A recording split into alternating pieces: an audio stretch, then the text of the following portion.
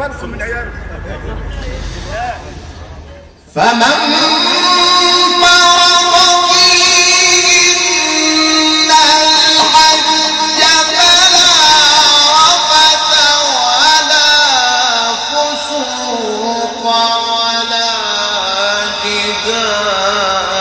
في الحج وما تفعلوا من خير يعلمه